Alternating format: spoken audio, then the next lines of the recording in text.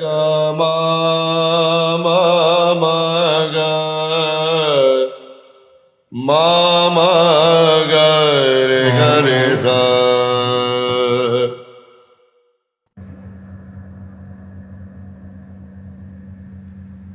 आप सभी के हृदय में विराजमान परमात्मा को मेरी राम राम। रामचरितमानस के इस 8वें एपिसोड में बहुत विशेषता है। आप सोच रहे होंगे तो पहले जो 7 है उनमें विशेषता नहीं थी क्या? थी, बिल्कुल थी, लेकिन इसमें अति विशेषता है। ये सबसे महत्वपूर्ण अंश है, एपिसोड है अभी तक के 7 खंडों में। क्यों है, आप थोड़ी देर बाद इसको स्वयं जान जाएंगे। स्वयं तुलसीदास जी कह रहे हैं और उनके कहने को बिल्कुल भी इनकार नहीं किया जा सकता। तो आइए जानते हैं क्या है ऐसा विशेष इस अध्याय में।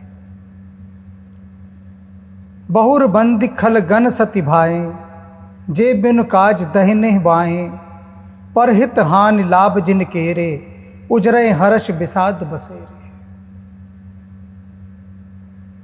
इस भाग में तुलसीदास जी दुष्टों की स्तुति कर रहे हैं, दुष्टों को प्रणाम कर रहे हैं। तो ये बहुत महत्वपूर्ण है इसलिए, क्योंकि दुष्ट को यदि प्रणाम नहीं करोगे तो वो आपके सारे कार्यों में विघ्न डालेगा। अब से पहले तो आप देख रहे थे कि संतों की महिमा का गुणगान किया उन्होंने, कितना गुरु की वंदना का वर्णन किया।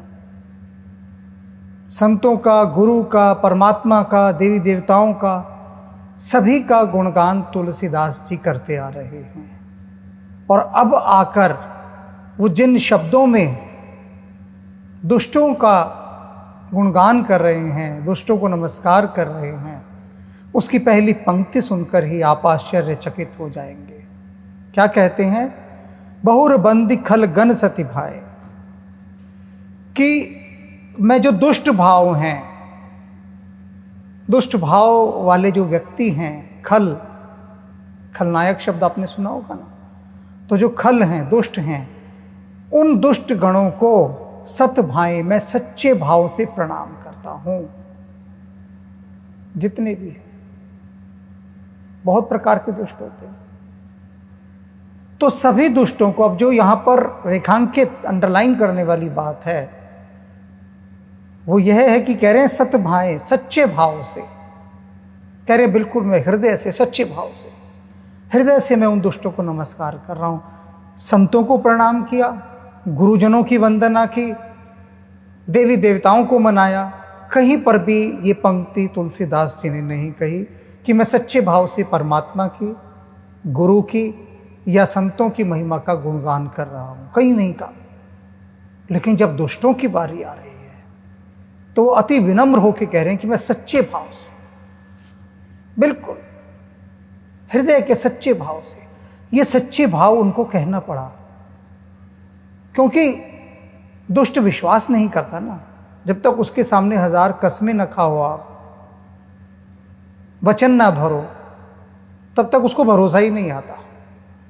तो उनको भरोसा दिलाने के लिए वो कह रहे हैं सतभाए, सच्चे भाव से मैं उन दुष्टों को प्रणाम कर रहा हूं, हृदय से।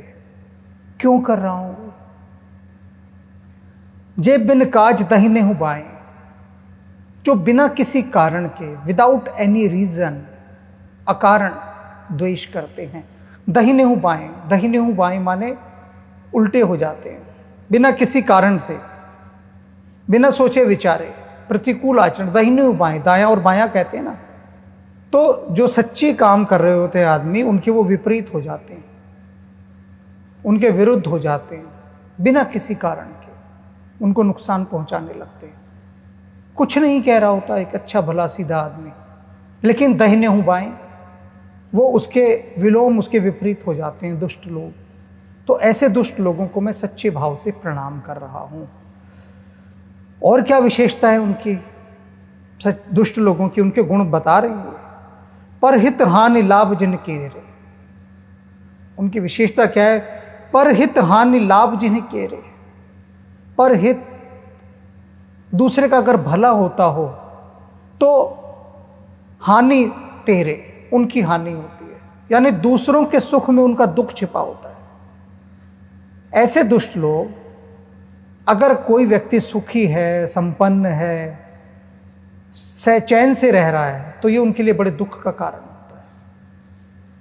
ईर्ष्या से जल जल मरते हैं, उसको हानि पहुंचाने का प्रयास करते हैं। क्यों? कि सामने वाला सुखी क्यों है। उनके दुख का सबसे बड़ा कारण ही ये होता है।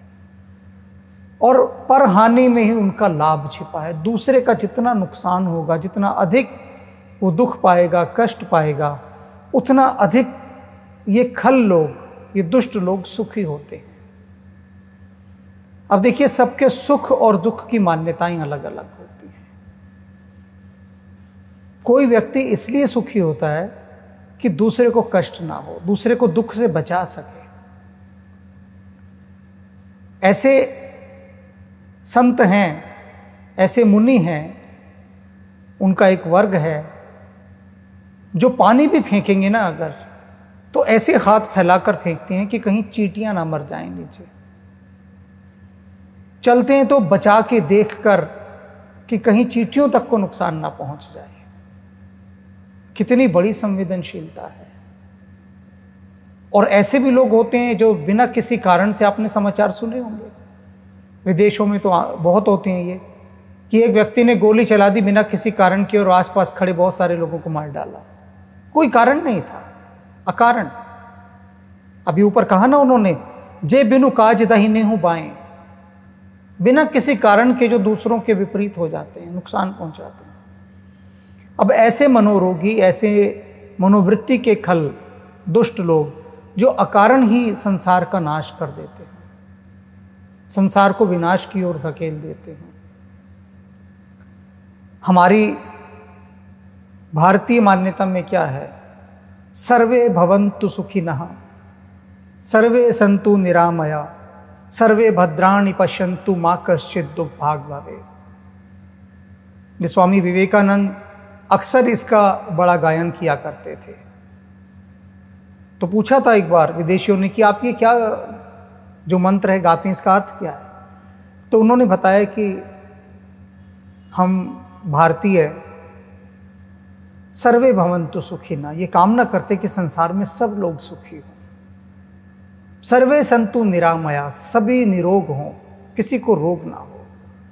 हम रोग फैलाते नहीं है संसार में, बल्कि हम प्रार्थना करते हैं कि हे प्रभु, संसार में कहीं भी कोई रोग हो तो तू उसे दूर कर, सबको सुखी कर।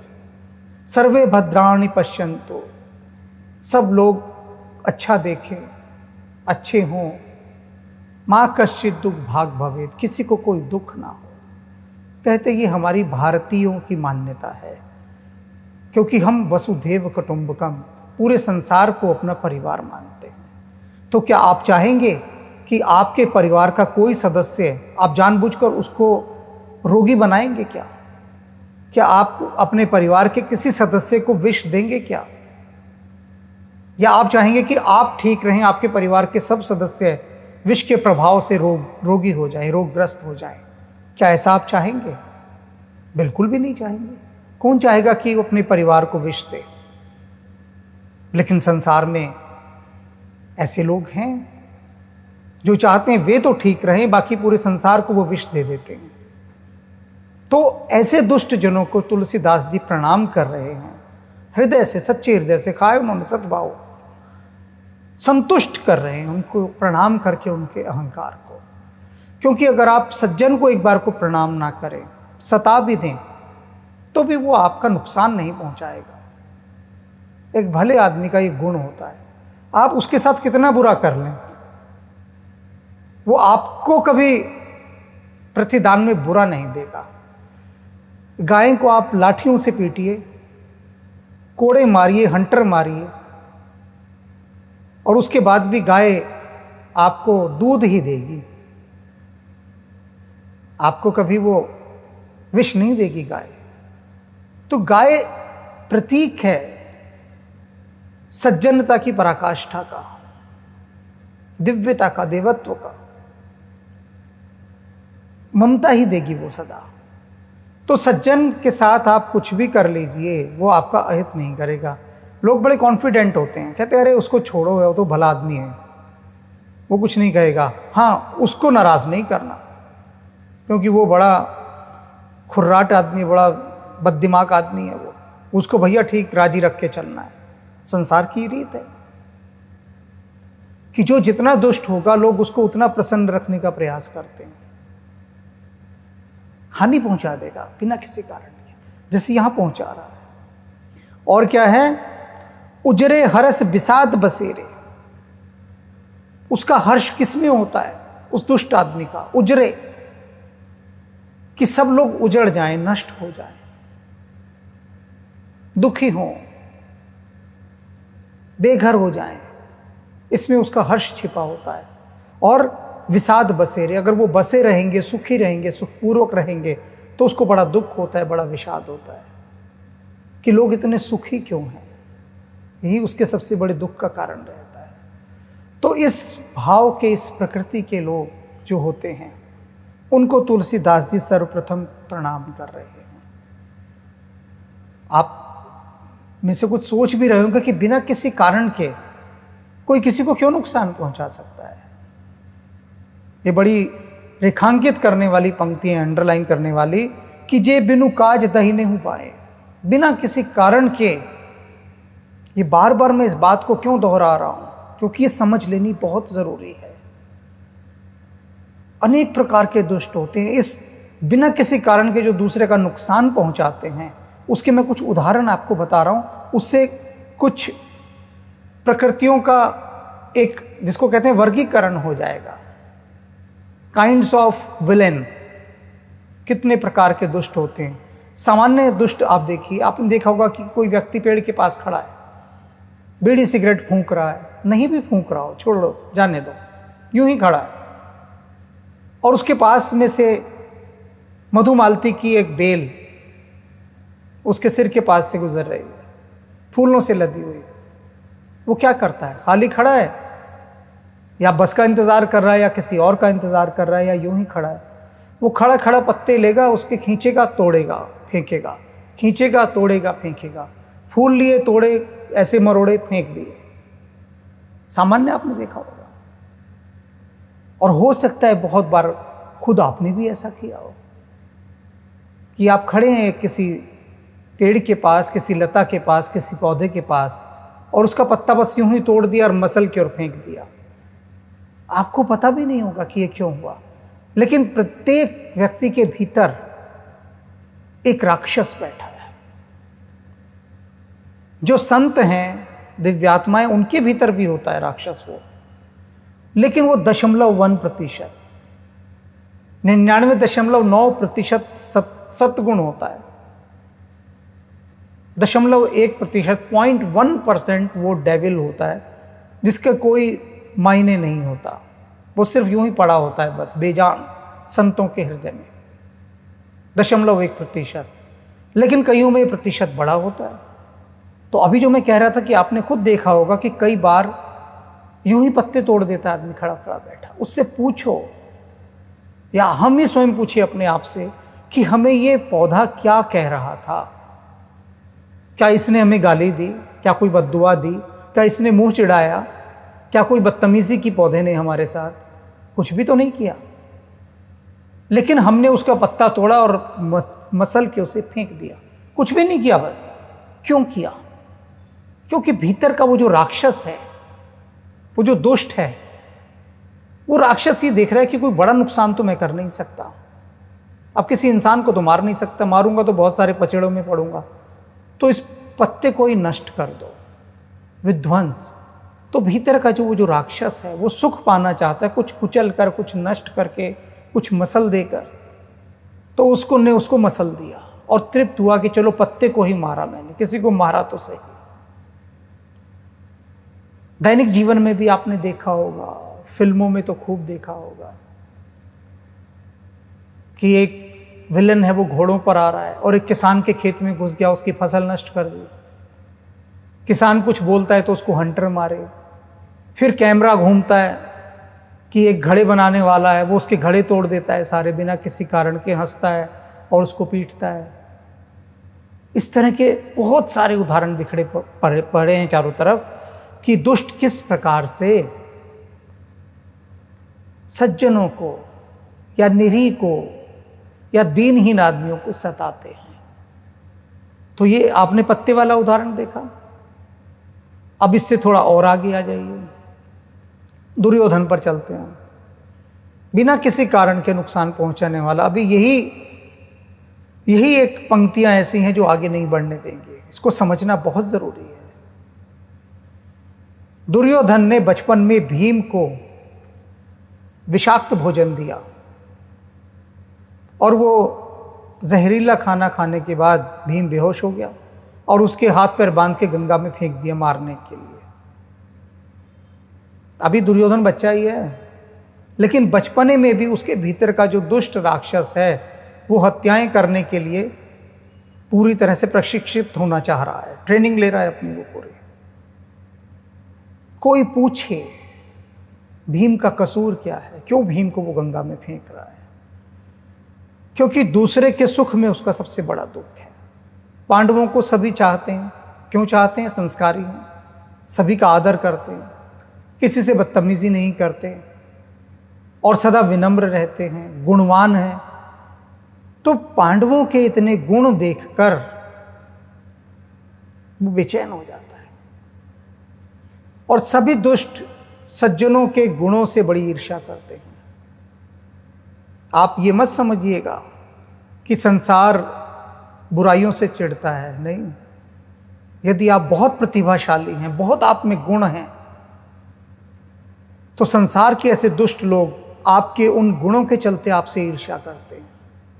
उनको इस बात की तकलीफ होती है कि आप इतने गुणवान और इतने प्रतिभाशाली क्यों हैं। यही उनकी पीड़ा का, यही उनकी टीस का सबसे बड़ा कारण होता है, आपका गुणवान होना।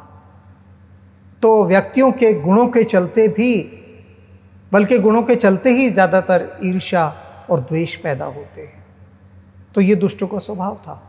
और यही नहीं रुका दुर्योधन, फिर लाक्षा गृह में अपने ही भाइयों को मारने का उसने प्रयत्न किया कि जीवित जला दिया जाए। एक भी बार, कहीं पर भी एक भी बार पांडवों ने कौरवों का कहीं अहित नहीं किया और सदा दुर्योधन इस प्रयास में रहा कि वो उनको जाकर सताए, मारे, नष्ट करे।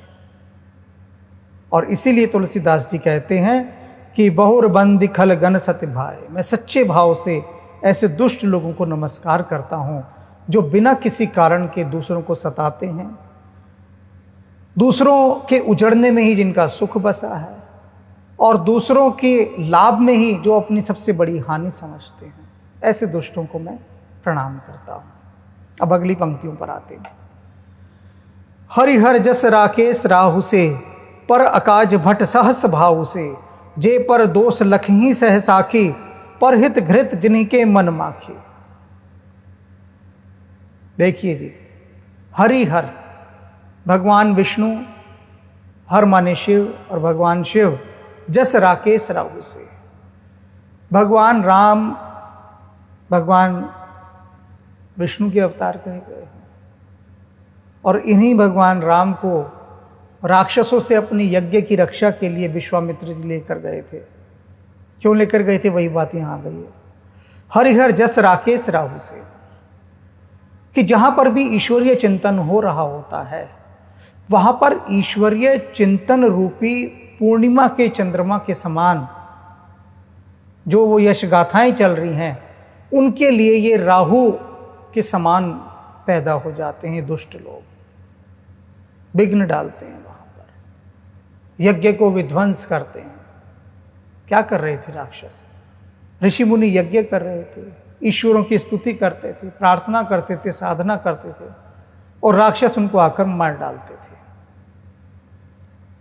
अब उसी की रक्षा के लिए विश्वामित्र भगवान राम को लेने आए थे कि राक्षसों से हमारी रक्षा कीजिए। तो ये राक्षसों का स्वभाव होता है कि हरि कथा जहां पर भी चल रही होती है, यानी सात्विकता जहां पर भी है, दिव्यता जहां पर भी है, उसको वो नष्ट करने पहुंच जाते हैं राहु के समान है, जैसे राहु चंद्रमा को ग्रसने के लिए सदा उत्तेजित रहता है, उसी प्रकार से ये दुष्ट लोग ईश्वरीय चिंतन करने वाले लोगों को कभी क्षमा नहीं करते, उन्हें सताते हैं। आपने देखा ही होगा, कहाँ क्षमा किया, कितने सारे महापुरुष हुए इस धरती पर, सबको सताया। आप सोच सकते हैं भगवान महावीर को लोगों ने पत्थर मारे, उनके कानों में खीले ठोसी, कुत्ते दौड़ाए पीछे। सोचिए कैसे लोग रहे होंगे, उन्हीं लोगों को प्रणाम कर रहे हैं तुलसीदास। सुकरात को तो विष दे दिया उन लोगों ने, दयानंद को भी विष देने का प्रयास क्या दे ही दिया, और उनसे उनके प्राण भी चले गए। ईसा मसीह को सूली पर टांग दिया। तो उन्हीं सारे दुष्ट लोगों को तुलसीदास जी प्रणाम कर रहे हैं कि भैया मैं ये राम कथा लिखने जा रहा हूं। आप राक्षसों ने ऋषि मुनियों को नहीं बख्शा, उनका जीना हराम कर दिया, मार डाला उनको। तो ये जो मैं राम कथा लिख रहा हूं ना, इसमें आप कृपा करके मेरे सहयोगी बने, मुझे निर्विघ्न इसको पूरा करने दें, इसके लिए मैं आपको प्रणाम करता हूं। तो ये दुष्टों की वंदना इसीलिए कर रहे हैं कि कोई विघ्न ना आए, और विघ्न तो फिर भी आया था, बहुत विघ्न आया था इतना करने के बाद भी, लेकिन वो कम आया तो था, पार लग गए, उससे पार निकल गए, क्योंकि राम की भी कृपा थी। आप क्या समझते हैं कि तुलसीदास जी ने जो ये रचना लिखी रामचरितमानस, ये निर्विघ्न पूरी हो गई थी? बताऊंगा आगे के अध्यायों में कितना सताया गया उस समय तुलसीदास जी को कि आप क्यों ये रामचरितमानस लिख रहे हैं, कितने षड्यंत्र रचे गए इनके लिए। अभी तो आपको मालूम नहीं है, जब मालूम पड़ेगा तो दांतों तले उंगली दबा लेंगे कि अच्छा ऐसा हुआ। कौन बर्दाश्त करता है? जब भी आप कुछ मौलिक और नया करने निकलते हैं तो जग बैरी होए, पूरा संसार आपका बैरी हो जाता है, कोई आपकी नहीं सुनता। और वही तुलसीदास जी के साथ भी हुआ, इसीलिए ये मना रहे हैं दुष्टों को। आगे सुनिए क्या कहते हैं। पर अकाज भट्ट सहस भाव से, और कहते हैं कि दूसरों की बुराई करने में, दूसरों को नुकसान पहुंचाने में ये वीर हैं सहस भाव के समान। दूसरों की बुराई करने में, उनको नुकसान पहुंचाने। सहस भाव एक योद्धा था, राक्षस था, जिसकी 1000 भुजाएं थी, ये कहते हैं। अब कहते हैं जो दुष्ट लोग हैं, अब बताओ 1000 जिसके हाथ हों वो आदमी आपको कितना नुकसान पहुंचा सकता है? 1000 हाथ हैं, 1000 कितने हाथों से नुकसान पहुंचा सकता है? माध्यम। तो कहते हैं ये सहस भाव के समान ऐसे वीर हैं कि अनेक अनेक मार्गों से आपको नुकसान पहुंचाने का प्रयास करते हैं। जे पर दोष लखी सहस साखी, और जो दूसरों के दोषों को 1000 आंखों से देखते हैं, एक आंख से नहीं देखते। दूसरे का राई बराबर दोष भी होगा ना, उसको हिमालय पर्वत के समान बड़ा कर देंगे। ये इनका गुण होता है दुष्टों का। साधारण से दोष को 1000 आंखों से देखेंगे, अपने इतना फैला देंगे उसको कि संसार को लगेगा कि अरे जिसकी बात ये दुष्ट कर रहा है उससे बुरा तो कोई आदमी नहीं है। ये सज्जनों का ऐसा दुष्प्रचार करते हैं, 1000 आंखों से उनके दोषों को देखते हैं। दोष होता नहीं है, देखते हैं, लेकिन प्रयत्न पूर्वक देखते हैं। ऐसे दुष्टों को तुलसीदास जी कहते हैं मैं सच्चे हृदय से आपको प्रणाम करता हूं। और कैसे? परहित घृत जिन्हीं के मन माखे। अब क्या है देखो, जैसे घी के अंदर अगर मक्खी गिर जाए तो क्या होता है कि घी को फेंक देना पड़ता है कि भाई घी दूषित हो गया, फेंक दो। और जब वो घी में वो जो मक्खी गिर जाती है, वो मक्खी भी तो मर जाती है ना। तो कहते हैं दुष्ट किस सीमा तक पहुंच जाते हैं कि चाहे खुद मर जाएं, लेकिन अपने उस दुष्ट स्वभाव वाले मन को, जो मक्खी के समान है, वो दूसरों के अच्छे कामों रूपी घी में गिरा देते हैं। एक व्यक्ति बहुत सुंदर काम कर रहा है, बहुत अच्छे काम कर रहा है, अब उसके जो अच्छे काम है वो घी के समान है। अब दुष्ट अपना नुकसान करके, खुद को मार कर भी उसके अंदर मक्खी के समान जा गिरता है कि तेरा तो सत्यानाश करूं मैं, तेरा तो नुकसान करूं। अपना नुकसान हो रहा है उसकी कोई चिंता ही नहीं, कोई बात नहीं। लेकिन एक सज्जन व्यक्ति रावण ने क्या किया, अपने पूरे वंश का सर्वनाश करने पर वो उतारू हो गया, मक्खी के समान गिरा ना। वो भगवान राम के गुण रूपी घी के अंदर रावण ने अपने पूरे परिवार को मक्खी के समान जाके गिरा दिया, किया उसने। तो ऐसा करते हैं लोग, अपना नुकसान चाहे हो जाए। एक छोटा सा चुटकुला है ना कि एक व्यक्ति के घर में बहुत चूहे थे, बहुत परेशान करते थे, अनाज खा जाते थे, कपड़े कुतर जाते थे। तो उसने अपने एक दुष्ट मित्र से परामर्श किया कि क्या करूं भाई, इतने चूहे हो गए घर में, जीना हराम कर दिया। तो उसने कहा कि क्या उपाय किए? उसने कहा सारे उपाय कर लिए जितने हो सकते हैं। चूहों के लिए पिंजरा लाना, बिल्ली लाना, विष की गोलियां बिल के पास रख देना, सब करके देख लिए, कोई हल नहीं निकला। क्या करूं, लेकिन मुझे इन चूहों को मारना है। तो उसने कहा एक काम कर, अपने घर में आग लगा दे। उसने कहा आग लगा दूं, इससे तो मेरा पूरा घर जल जाएगा। तो उसने कहा बेशक से घर जल जाए, पर चूहों के तो आंख हो जाएगी, यानी चूहों को तो पता लग जाएगा कि तेरा किससे पाला पड़ा है। जब घर ही जल गया तेरा, तो सताएंगे किसे, रहेंगे कहां, खुद भी जल के मर जाएंगे उसी के अंदर। तो ऐसी सलाह देते हैं दुष्ट, और ऐसे ही होते हैं, खुद भी मर जाएंगे और भले आदमी को भी मारेंगे। तो ऐसे दुष्टों को तुलसीदास जी कह रहे हैं, मैं सच्चे हृदय से आपको प्रणाम कर रहा हूं कि आप मेरे अनुकूल रहें और आप मुझे ये कार्य राम जी का निर्विघ्न करने दें। ये सब जो इतनी बड़ी यहां पर कहानी मैंने कही, वो इसलिए कही है कि भीतर का वो दुष्ट कभी भी खड़ा हो जाता है, उसे आप समझ सकें, उसे पहचान सके, उसके साथ आपका परिचय हो सके, इंट्रोडक्शन हो सके, पहचान हो सके। आप पहचान जाए, अरे ये तो वही है जो व्याख्यान में बता रहे थे, वो तुलसीदास जी जिनको प्रणाम कर रहे थे, और मन में उठने वाले उस दुष्ट को आप फौरन पहचान जाएं। इसलिए बता रहा हूं, और पहचानने के बाद आप उससे निवेदन करें शांत रहने का।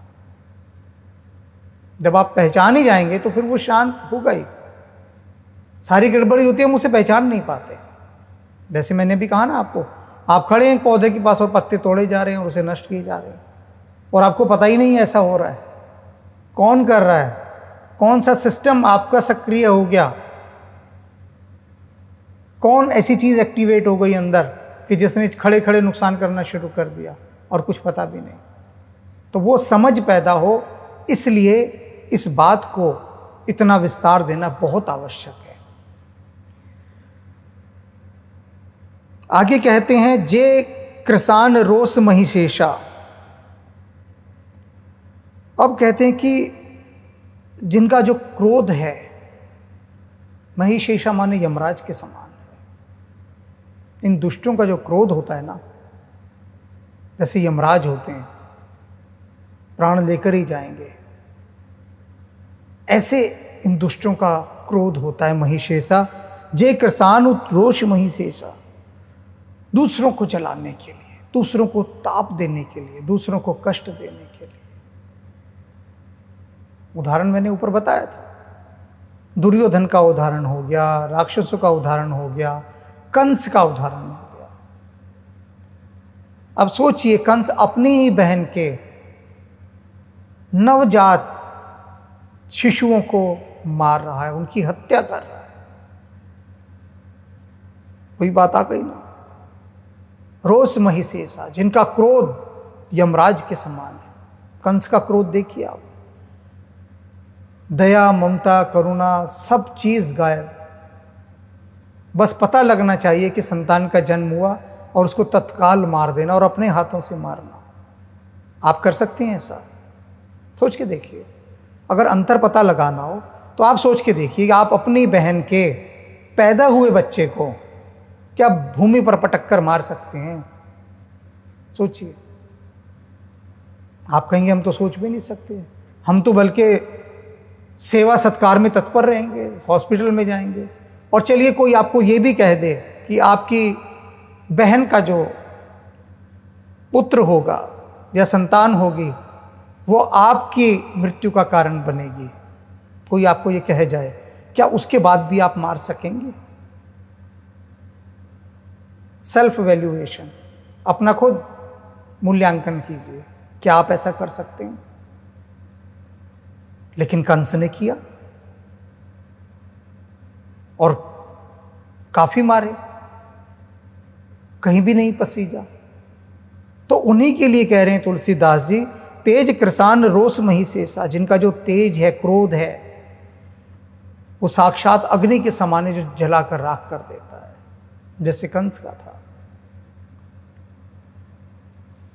अघ अवगुण धन धनी घनेसा, क्या बात है। कहते हैं कि धनेसा जो कुबेर है, कुबेर के पास कितना धन है, बेहिसाब धन है ना।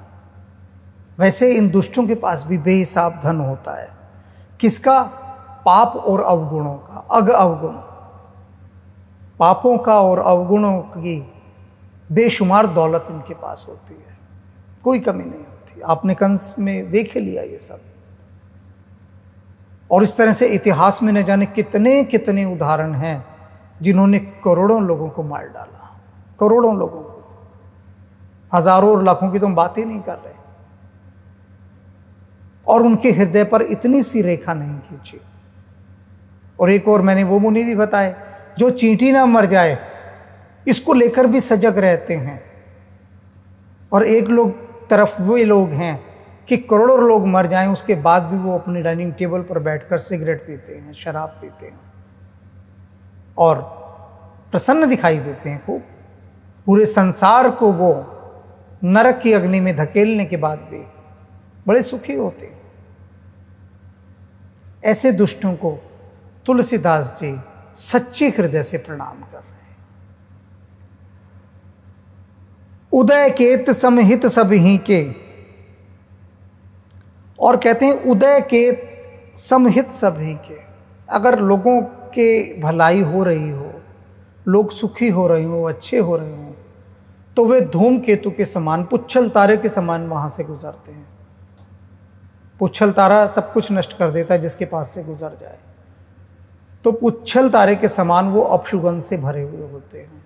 लोगों के हितों को, लोगों के शुभ को, सारा संसार ठीक ठाक चल रहा होता है और वो आकर ऐसा व्यवधान पुच्छल तारे के समान पूरे संसार में डाल देते हैं कि लोगों का जो सुखी और सुखमय जीवन होता है वो नरक में परिवर्तित हो जाता है।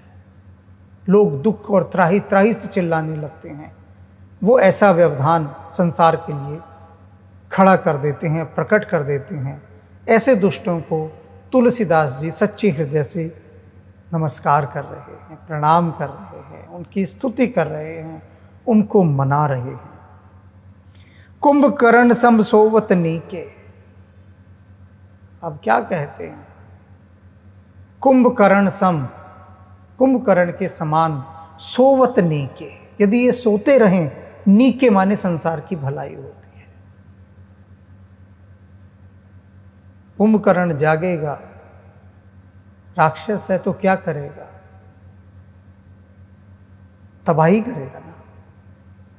एक दुष्ट व्यक्ति यदि एक्टिवेट रहेगा, सक्रिय रहेगा, तो क्या करेगा? उसके पास करने को क्या है? किसको कैसे नुकसान पहुंचा सकूं वो यही सोचेगा हर समय, क्योंकि मस्तिष्क ही वहीं चलेगा उसका कि कैसे मैं कब किसी को सता सकूं, कब किसी को दुख दे सकूं। उसकी चेतना ही उस ओर भागेगी,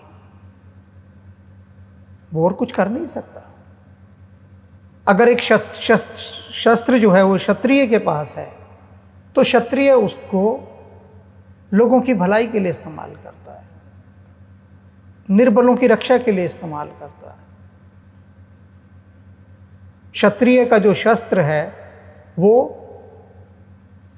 संसार की कल्याण के लिए, संसार की भलाई के लिए, निर्बलों की रक्षा के लिए है।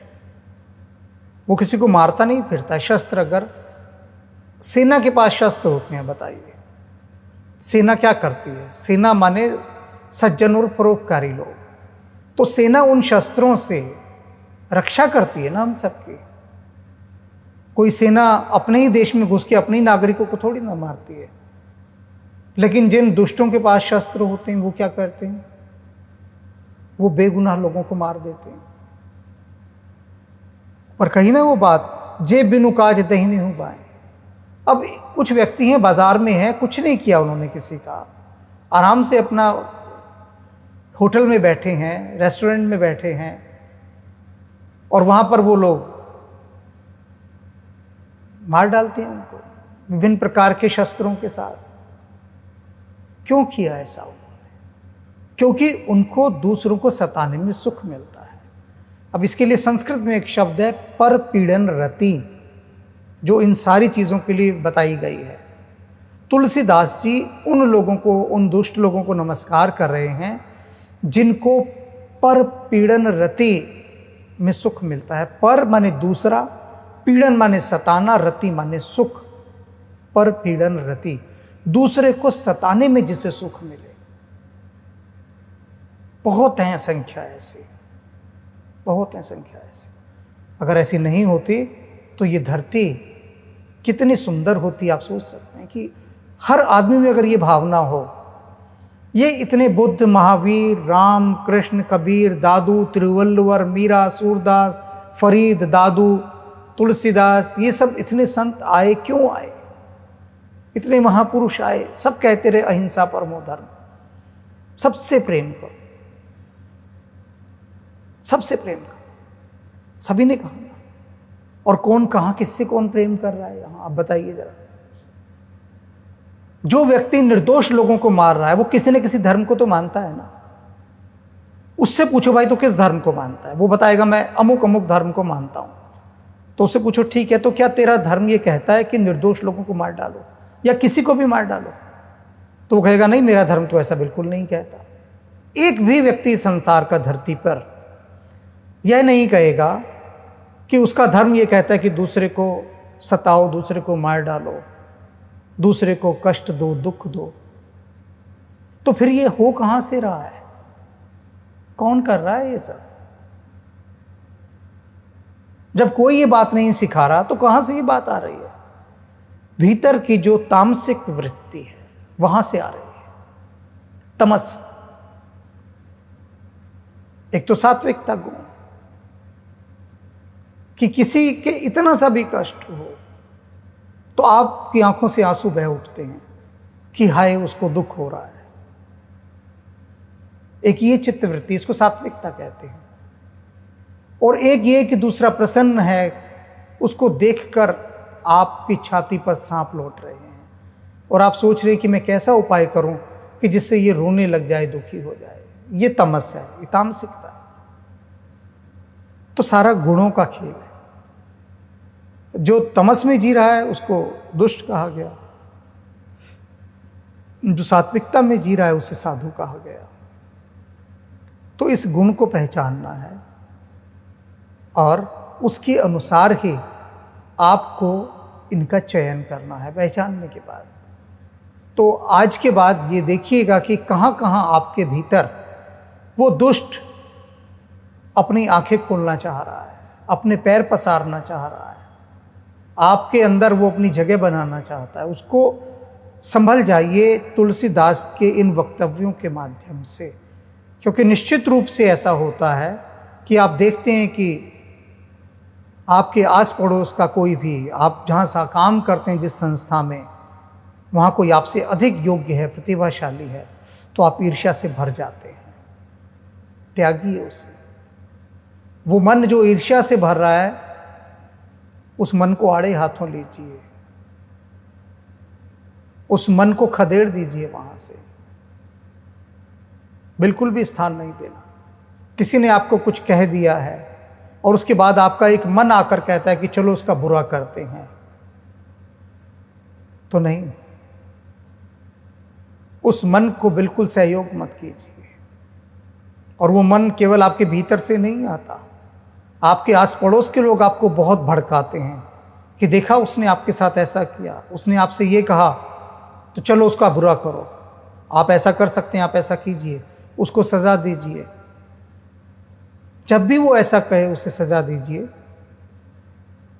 तो थोड़ा सा उन महापुरुषों का ध्यान ले आना जिन्होंने अपने मारने वालों के लिए ये कहा कि हे प्रभु इन्हें क्षमा करना, ये नहीं जानते ये क्या कर रहे हैं। थोड़ा सा भाव उनका ले आना और क्षमा करना सीखना।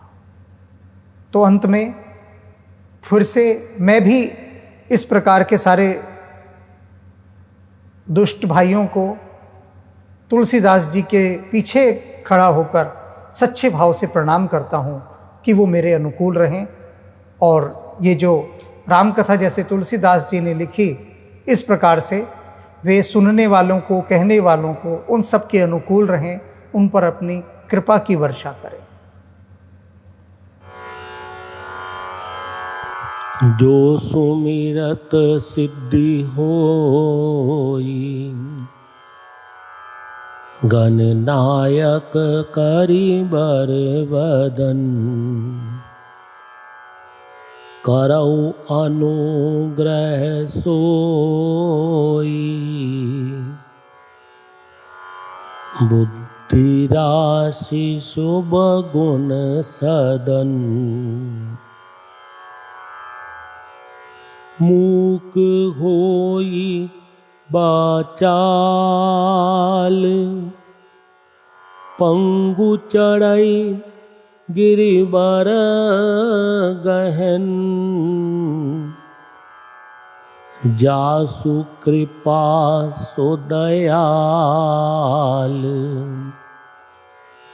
द्रवहु सकल कलिमल दहन, नील सरोरु श्याम, तरुण अरुण बारिज नयन, करऊ सो मम उरधाम, सदा क्षीर सागर शयन, कुंद इंदु समदेह, उमा रमण करुणायन,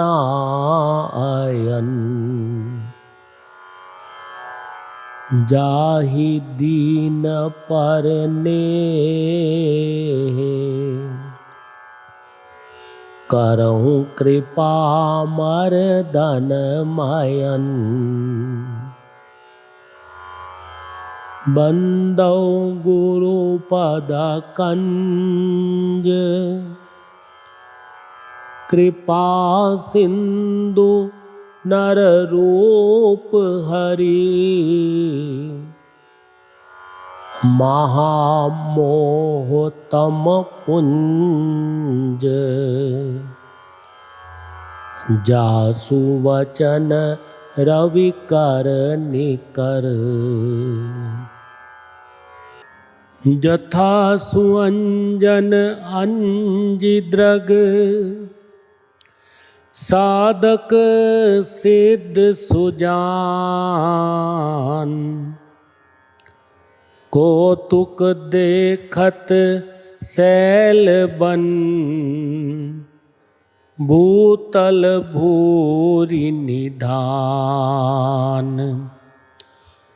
सुनि समुझई जन मुदित मन,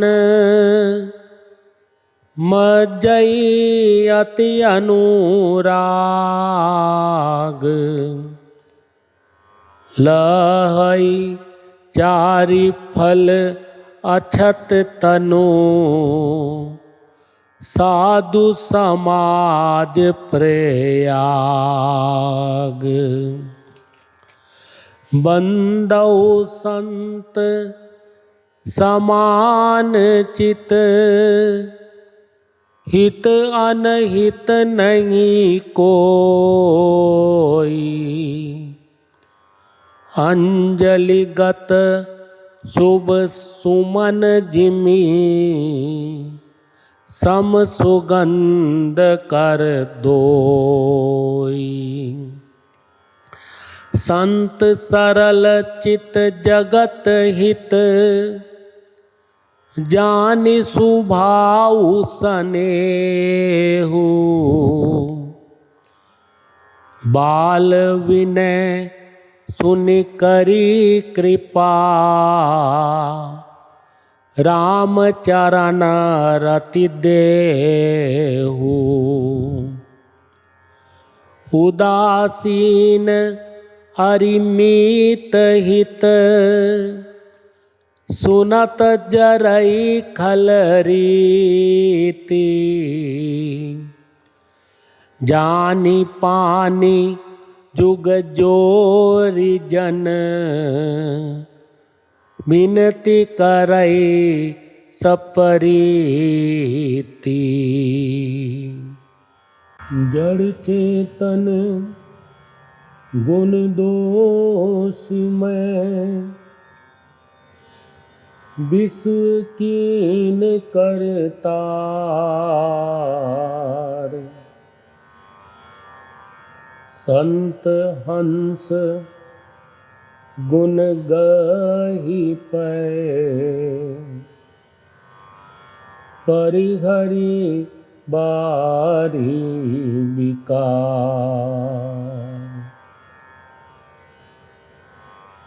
जड़ चेतन जग जीव जत, सकल राम मैं जान।